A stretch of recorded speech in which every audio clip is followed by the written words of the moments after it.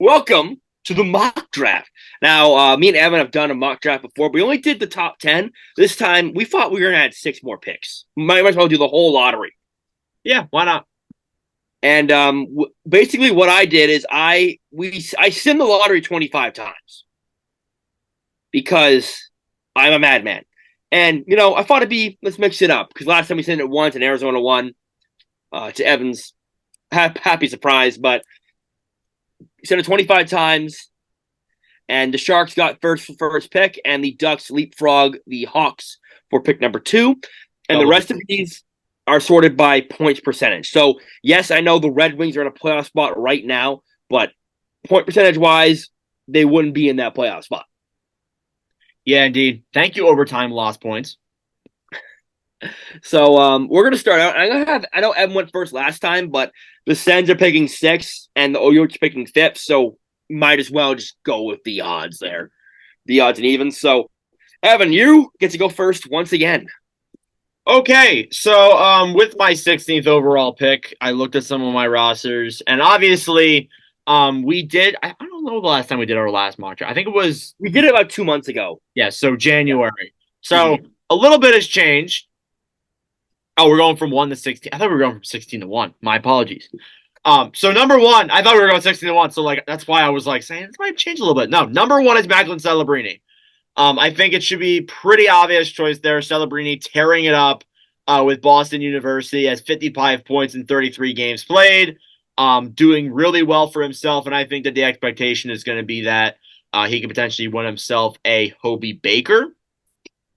So we'll see there if Celebrini can do that. But yeah, that has not changed. I'm sorry. I thought we were doing 16 to 1. That's why I was like, oh, this might have changed a little bit. No, it has not changed. That would have been funny. That would have been funny if I had no idea and I was like, "Oh, I'm going with Trevor Connolly at first overall." Yeah, no, that would not have boded well. So, yeah, Macklin Celebrini first overall. All right, I have the Ducks, and last time we did this, I think I picked Demidov, and guess who's going number 2 again? Demidov. Demidov. Yeah. I don't see this guy slipping out of this spot unless Anaheim really wants a defenseman, and I mean really wants a defenseman. Yeah, I agree with that. I think that I think there's a good chance that Demidov actually does drop to 3 because Anaheim might look at their really stacked prospect core and say, "Yeah, maybe we should go with a defenseman." But I think Demidov's a really smart choice. I think he's a really good Russian forward. Tearing up with St. Petersburg right now, 60 That's points, who he plays for. Thank 100 you. games. So yeah, he's doing really good for himself. But yeah, Demidov, right choice there at second overall. I'll let LeBlanc type that real quick. Third overall, I think again should be a pretty obvious choice. Chicago obviously drafted a really solid forward last year. I think they go with Caden Lindstrom. I kind of think they go with a guy like Caden Lindstrom Ooh, from Medicine Hat. I like that pick. Is doing pretty good for himself, 46 points in 32 games played. He is a forward. I'm not sure what his actual position is because that doesn't He really. plays everywhere. I don't know if he's a center, but I think he's my main word. He's center. I'm gonna put him at the center. Yeah, so he plays center. That means that you could either have a really good 1-2 punch or a dynamic duo there with Bedard and Lindstrom. I kind of think that um when I look at that, I feel like that power play of Lindstrom and Bedard could be nasty. So Mm-hmm. definitely, with Chicago's already really bad power play, I feel like that adding Lindstrom to that with Bedard, I think could really help them out. All right, LeBlanc, you're up for 4. Ooh, this one. Now, I'm thinking of needs for the Jackets, and I think the Jackets don't really need any more D prospects in the system because I would go Levshinov here, but I honestly think I'm gonna go a little bit off the board. And you know what? Actually, he's the best player available, and I'm gonna take Levshinov. Yeah, that's kind of what I was thinking. I understand that when you look at when you look at that overall, I do kind of feel that Chicago or Columbus does have a lot of defensive prospects, but why not stack it up more with a guy like Lev Shinov?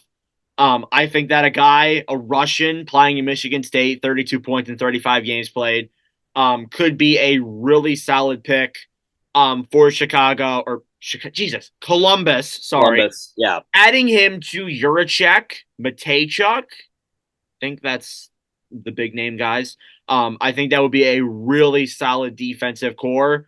That I think that with Columbus, they've struggled with defense in the last couple of years. I feel like Yeah, and you see they put in placeholders there and to bring for the guys to come up. And I think Evan has heard me just praise Levshinov all year. I And have. I think he could go as high as 2. I think he is the best defenseman in this draft by far. And I think he's either a year away or he's NHL ready right now. He really could. And as we said, like if Anaheim does get that second overall pick, Lev Shinov's a player who, if they see him, a really solid offensive and defensive defenseman, could be a player that really does get picked there. And I want to say that Anaheim did just lose Drysdale. They So did. we're pretty for Drysdale could be there on the horizon.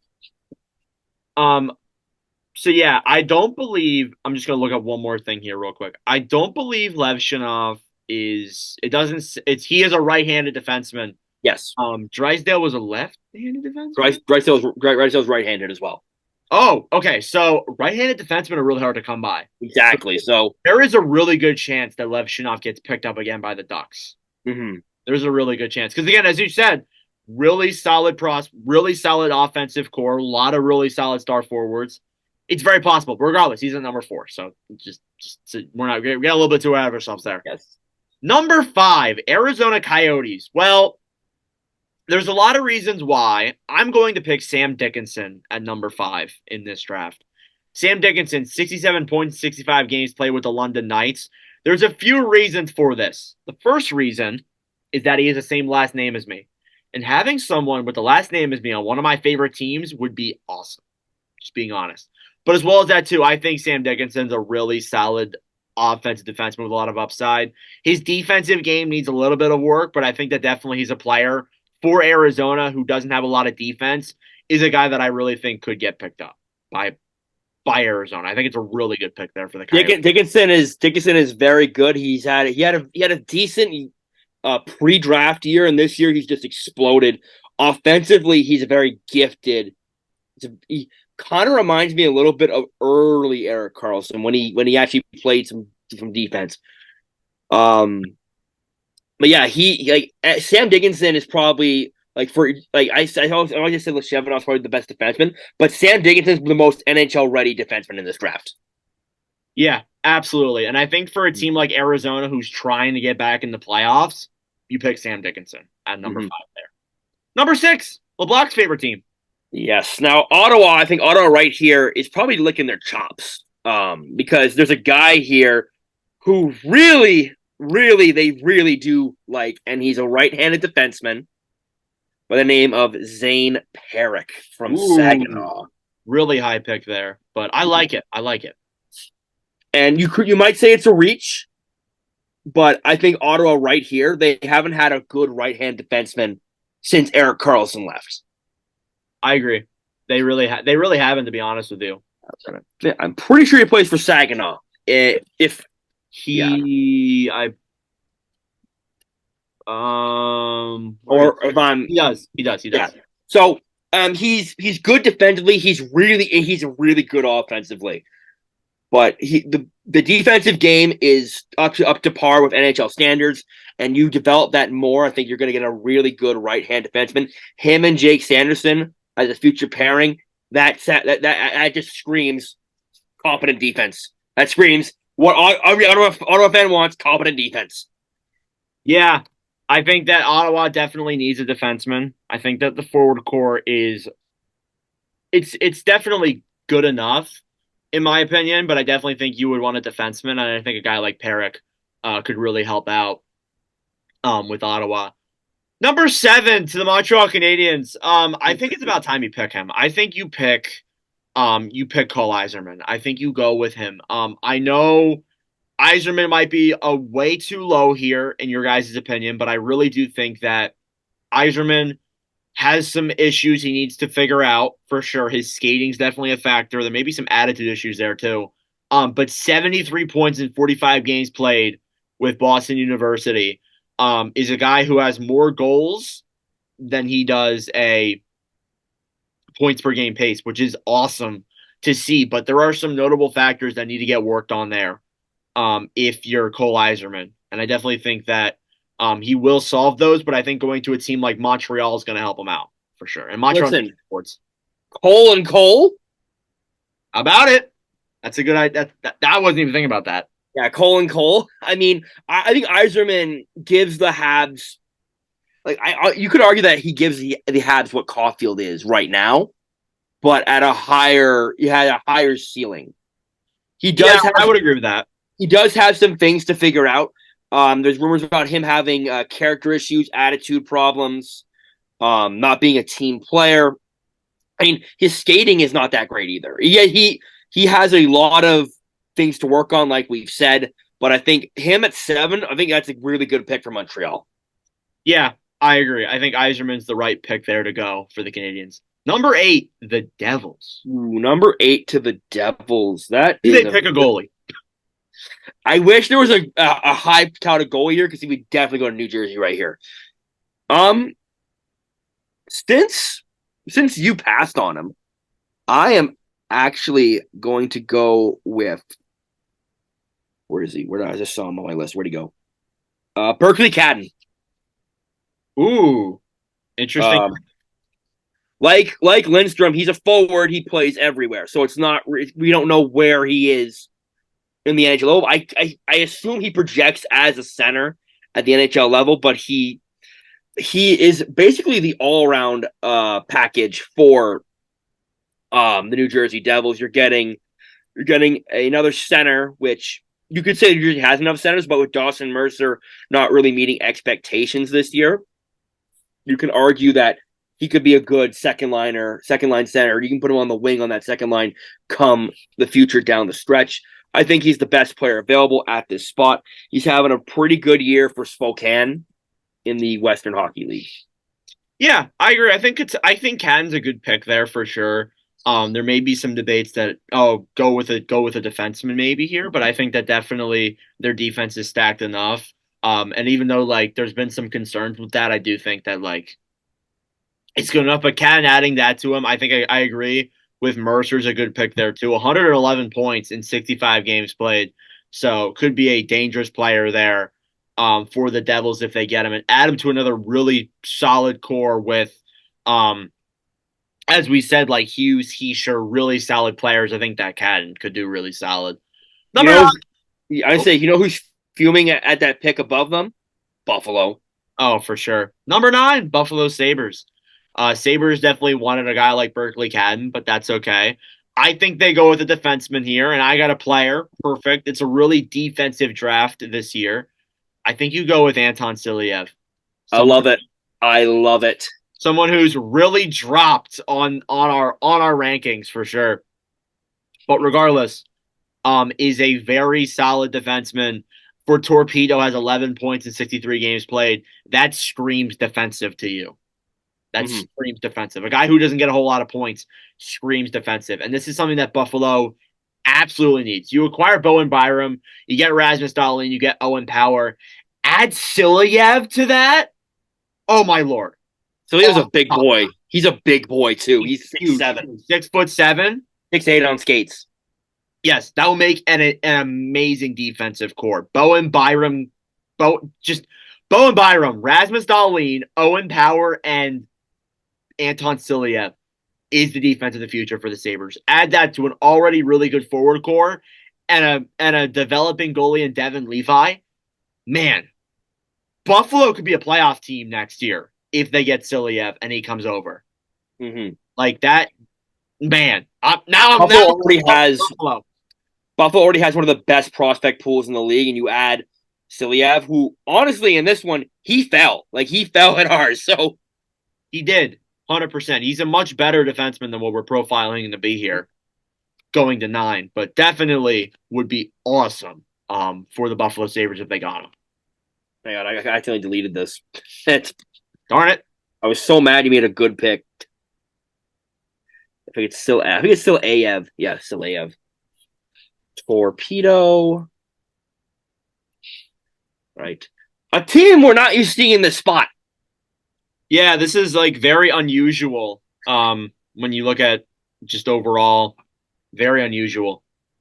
Pittsburgh Penguins. Pittsburgh just needs young players. Like, I think Pittsburgh would go just best player available here. But I look at this and I think there's a couple players I want to replace here. I just traded away Jake Gensel. So honestly, I think right here I'm gonna go with TJ Ginla. Ooh, Jerome McGinley. His son, by the way, not That's actually. his son.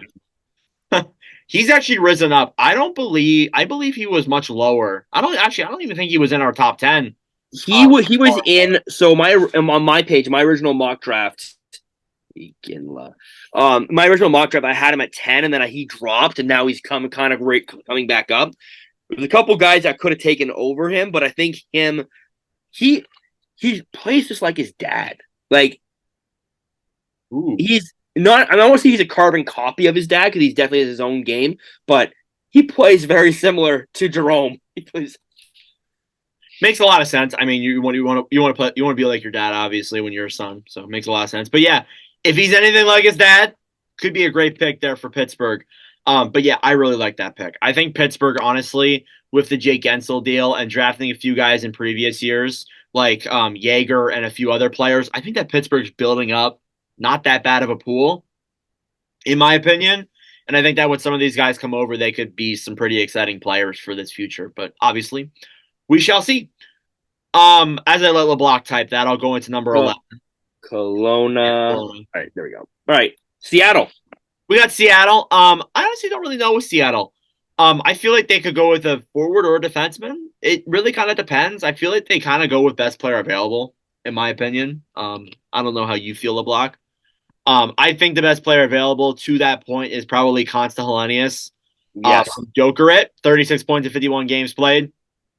That is actually really good numbers playing in the Finnish Elite League. So a very good pick there. If Seattle could get him, add to Matty Beniers making a really solid, good 1-2 punch there. So I think Seattle overall they've been in the race for the playoffs, but you can tell that like they're just not going to make it, and they need some more high scoring, highly touted players. And Conta Helenius might be their pick there at number 11. So yeah, I'm going to go with Helenius. I don't know if I think I'm saying it right. Apologies if I'm not. Correct. I think that's how you spell it. That is how you spell it. All right. Yeah, I think Constant Helenius here is a big steal for the Kraken. I could have taken him at 8. I could have taken him at 10. You could have had him at 9 to Buffalo because I think but when Anton Silva is there, you don't pass on that. But Helenius could arguably go in the top 7. Yeah. So it'd be a really good pick there for Seattle if they could get him at number 11. Yeah, Calgary. Yeah, Calgary. Now, Calgary, after missing out on your boy, TJ Ginla, I think Calgary, though, there's a very good prospect here that I think he is the sleeper of the draft. And he plays locally for the Calgary Hitmen. And his name is Carter Yakimchuk. Ooh, that's a good pick there, too. I like that. Yeah. Literally, the dude is all offense all the time. This dude, like, I want to compare him. I think him and Zane Perrick are almost on the same level. Their games are super similar. I think Yakimchuk has more offensive upside than Zane Perrick. Defensively, there's still a little bit of work to be done, but it's fine tuning his game. But Carter Yakimchuk is going to be, I think he's going to be a stud in this league. I'm excited for him. I'll just say that. I agree. I'm really high on Yakimchuk as well. I think it's a really solid pick. He's a player that I view as, and he's a local guy too, playing in the WHL. He could be one of the next best defensemen for Calgary. 100%, especially since they just lost Noah Hannafin. I think that's a really good pick for them. Mm-hmm. Number 13, Detroit Red Wings. The Red Wings are getting into the point where you're getting into some of the teams that are closer to the playoff race and closer to the playoffs now at this point. Detroit, I think that even if they miss the playoffs and they finish in this spot somehow, I think that definitely they're going to be in it next year. I think they go with a guy like Liam Greentree I from was, Worcester. I was actually thinking the same thing. What's pretty funny is that our friend Trevor, he does work for the Windsor Spitfires, and he is very high on Greentree. Now, there are some things I want to talk about. Greentree apparently does have some character issues in the locker room that might be a factor in why he drops. But I think a guy like Greentree could be a good pick for Detroit. Another solid offensive player. Maybe go with a defenseman there, but I feel like they would go with Greentree. He has 85 points in 60 games played with Windsor, so I think he's a very good pick there, playing on a really bad team of Windsor. So, yeah, Liam Greentree. Greentree also, when you go into Detroit, you get humbled immediately. I just want to put that out there. So maybe getting humbled immediately is a good thing for Liam Greentree here. But I think Detroit takes the best. I don't think he's the best player available. I think he's the best forward right now available. Yeah, I agree with that too. I think that Greentree is a really solid pick there. Minnesota. Minnesota. Now we're getting into the nitty gritty here. Where Minnesota? What does Minnesota need? I think Minnesota has done a really good job drafting the past couple years. And honestly, when you look at Minnesota's defense, they don't really have an offensive like guy. They need to have like an offensive upside guy. And honestly, I think I'm gonna go off the board here. Ooh. I am gonna go with Cole Hudson. Ooh, Lane Hudson's brother. So he's going a little bit way off the board here. Yeah, I like Cole Hudson a lot. I definitely think he's a player who um he isn't Lane Hudson, but I feel like he's definitely going to be still a really solid player. And I think for Minnesota too, you add him to Brock Faber, you add him to a few other guys on that blue line. It could be exciting in the next couple of years to see Cole Hudson play. And I honestly think that too. Minnesota's been building up this really solid prospect pool quietly. Like they Mm-hmm. got guys like Brock Faber, Marco Rossi. They got some really good players down the stretch here. Adding that on to Kaprizov, man, once this team stops paying Zach Parise and Ryan Sutter, they'll be They can take off like yeah, they honestly really could. and Cole Hudson. And I want to say this with not disrespect. He's not Lane, but he's pretty damn close. He's pretty damn good. That's And he is undersized, but I think when you see Lane Hudson lighting it up in the at Boston U, where Cole Hudson is committed to go to, I think it can translate. I don't know, I might sound like a hypocrite here, but I've always said a small forward can make it. A small defenseman needs to grind. They need to grind to get into the NHL. It's very hard for a smaller defenseman to make the league. absolutely. I But might I agree with that. but I think with the game evolving and you see the smaller defenseman now thriving, I think Cole Hudson right here, the pick. It's boomer bust though. It's very boomer bust this pick. Yeah. So, but I think Minnesota, it's a pretty solid pick for them. I like that pick for you, LeBlanc. Number 15, the New York Islanders. This is my It's your last final pick here. too. Yeah, my final pick. I don't know. I feel like you go with like the best player available at that point. I think you go with. I think the Islanders want youth. They want young players. I think they go with Trevor Connolly from Tri City Americans. 63 points in 45 games played. Not a bad name there. I think he's. I think he can be a really solid player with some good upside. So yeah, Connolly at number 15. For sure though, I think the Islanders need some just youth and young players and prospects. So I think Connolly's a good pick there for them at 15. Tri City. Yeah, Trevor Connolly's been having a really good year for Tri City. He has some pretty good upside too. I do like his game. I've seen a few. I do watch a few of his games. He honestly actually he says he's right here. He's committed to go to Providence Ooh. after this. So I don't know if he's committed to go to Providence in 2025, 26. So he's late birthday, but he's definitely one of the better left wings on the board. Excuse me. 65 points in 46 games, 26 goals. I mean, that screen is a pretty good pick to me. Yeah, I agree. I like Connolly there at number 15. And your last pick is St. Louis Blues at 6. The Blues.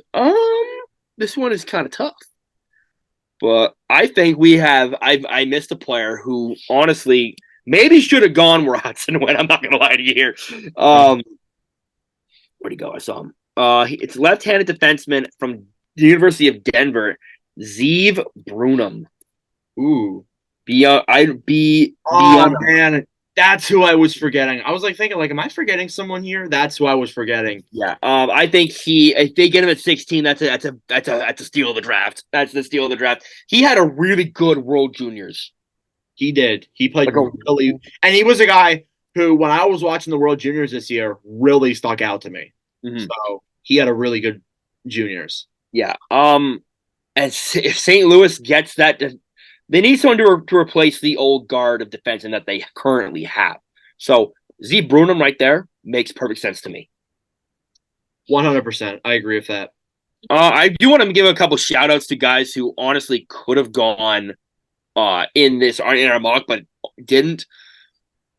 Specifically, Micah Brandseg Nygaard, who I think could go in that top 16. Adam Juracek, but for me, he's coming off of an ACL tear, I'm pretty sure. So that's going to drop your stock. And then, Yeah. Michael Hage from Chicago Steel. Yeah. So some good picks there. This isn't as good of a draft as last year, but I still think that it's going to be a pretty solid draft for a lot of teams here. So yeah, that is our 2.0. The next time we will do one is probably middle of playoffs. We'll probably do a middle playoffs. And then we'll do one more final one before the draft. So we'll probably do one after the lottery. That's probably what we'll do. So yeah. Stay tuned for that. But regardless, we're going to take it back to Riverside and play some